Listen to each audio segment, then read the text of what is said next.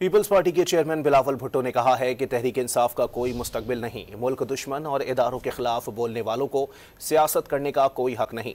बिलावल भुट्टो ने पार्टी के रहनुमाओं के एजाज में गवर्नर हाउस लाहौर में अशाइया दिया। बिलावल भुट्टो ने कहा कि ज़िमनी इंतखाबात में एक नशिस्त पार्टी ने जीती और एक छीन ली गई। कहा कि आइंदा बल्दियाती इलेक्शन में फ्रंट फुट पर आकर खेलना होगा। सवाल किया कि बाकी सूबों में बल्दियाती इलेक्शन हो गए, पंजाब में क्यों नहीं हो रहे। पीपल्स पार्टी के चेयरमैन बिलावल भुट्टो ने कहा है कि तहरीक इंसाफ का कोई मुस्तकबिल नहीं। मुल्क दुश्मन और इदारों के खिलाफ बोलने वालों को सियासत करने का कोई हक नहीं। बिलावल भुट्टो ने पार्टी के रहनुमाओं के एजाज में गवर्नर हाउस लाहौर में अशाइया दिया।